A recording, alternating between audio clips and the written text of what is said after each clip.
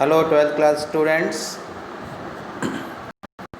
जैसा कि हमने पिछले वीडियो में देखा, हमने कॉलीगेटिव प्रॉपर्टी, उसी से रिलेटेड ये वीडियो, जिसमें मैं आपको बताऊंगा राउल्ट्स लॉ में राउल्ट्स लॉ क्या होता है और हेनरी के नियम से ये किस प्रकार संबंधित है, किस प्रकार रिलेटेड है, how is related to Henry's law. इस वीडियो में हम इस पर बात पर चर्चा करेंगे।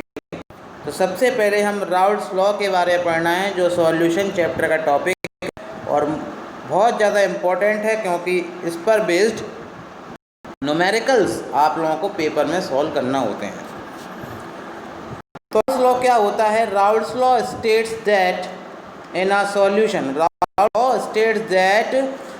सॉल्यूशन द वेपर प्रेशर, यानी वाष्प दाब, vapour pressure of a component at temperature is equal to the mole fraction of that component in the solution multiplied by the vapour pressure of the component in the pure state. एक बार फिर से मैं पढ़ रहा हूँ, एक बार समझ लीजिए। Raoult's law states that in a solution the vapor pressure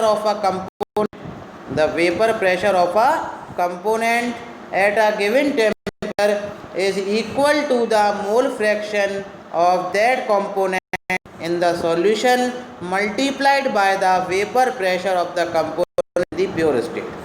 यानी हमें किसी सॉल्यूशन के वेपर प्रेशर को, जो सॉल्यूशन का जो वेपर प्रेशर है उसको कैलकुलेट करना है, उसको तो क्या करना पड़ेगा, हमें उसके एक कंपोनेंट के मोल फ्रैक्शन का लेके उसके सॉल्यूशन के वेपर प्रेशर से मल्टीप्लाई कर देंगे जब वो प्योर स्टेट में होगा।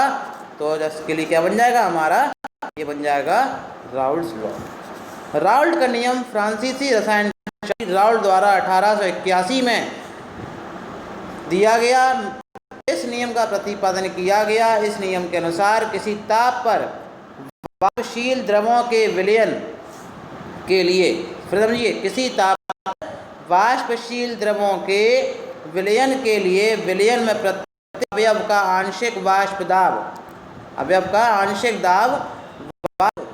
दाब उस शुद्ध विलायक के वाष्प दाब और के मोल अंश, अणु अंश के गुणनफल के बराबर होता है। तो इसका हम फॉर्मूला क्या लिखेंगे, देखिए फॉर्मूला किस तरीके से इसका आता है। P बराबर, मान के चलिए टोटल प्रेशर P है, तो P is equal to P degree A X A plus P degree B X B. समझ में आ गया? ध्यान रखना है, P is equal to P degree A X A plus degree B X B, ये आपको ध्यान रखना है। अब इसके लिए आगे देखते हैं, तो आप जानते हैं कि mole fraction according to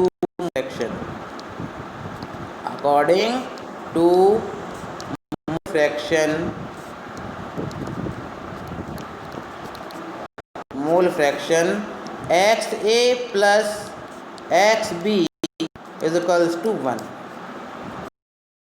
x b की value x b equal to 1 minus x a, 1 minus x.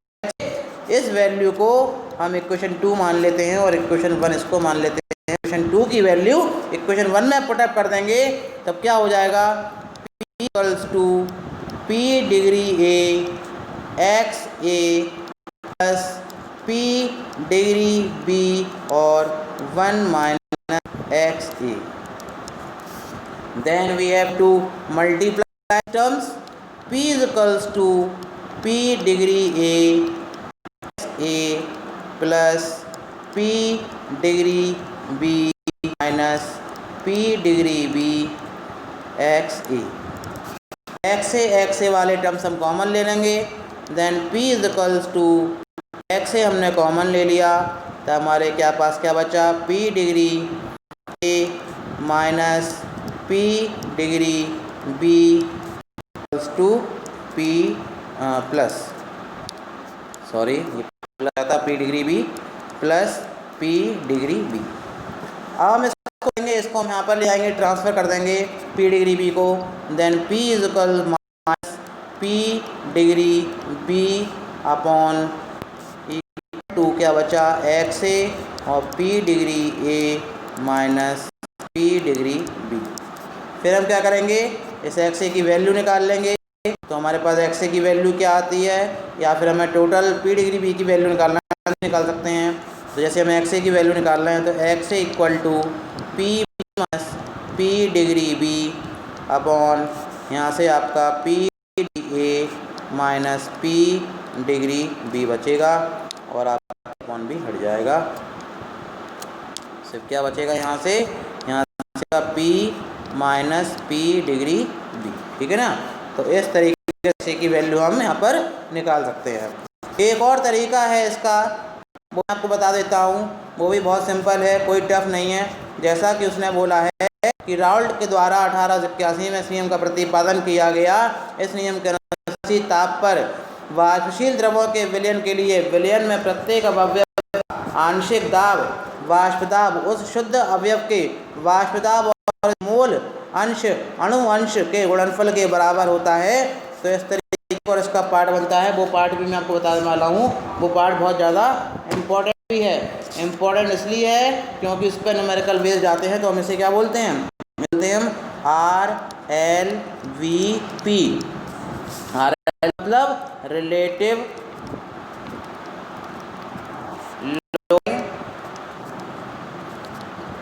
Of vapour, relative lowering of vapour pressure. ध्यान रखना है, relative lowering of vapour pressure. इसको हिंदी में क्या बोलते हैं, वाष्प दाब का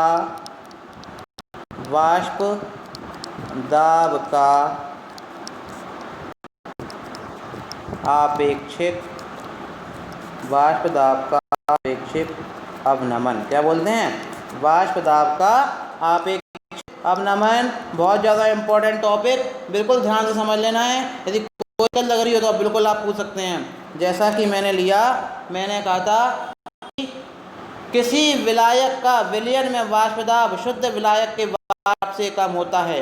राउल्ट ने सिद्ध किया कि वाष्प दाब का अवनमन केवल कणों पर निर्भर करता है।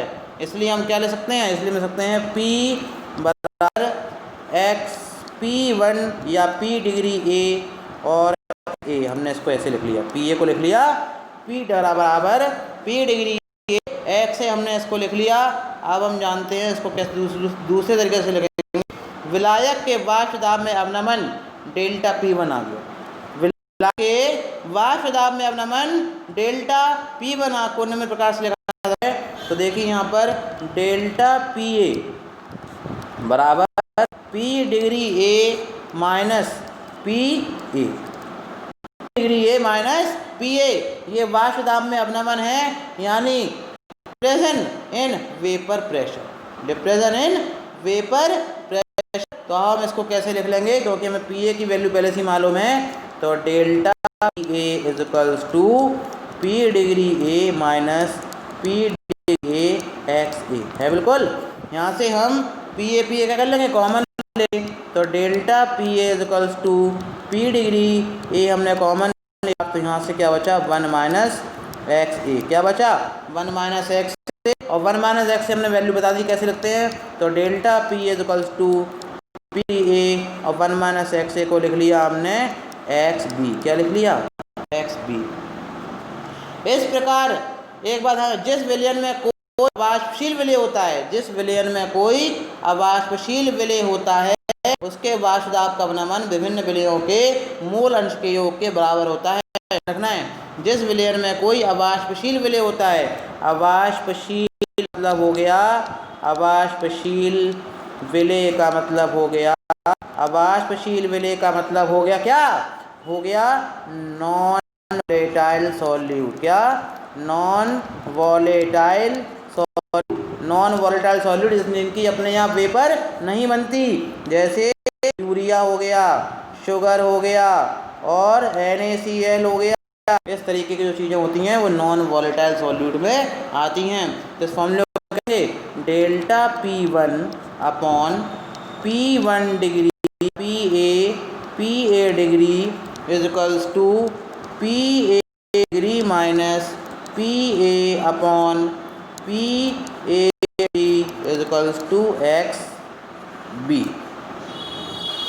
ये बताया जा चुका है कि समीकरण में बाई और लिखा गया पद वाष्प दाब का अपेक्षिक अपनमन कहलाता है। तो इसका लास्ट फॉर्मूला जो मैं आपको बता रहा हूँ वो बहुत ज़्यादा इम्पोर्टेंट है।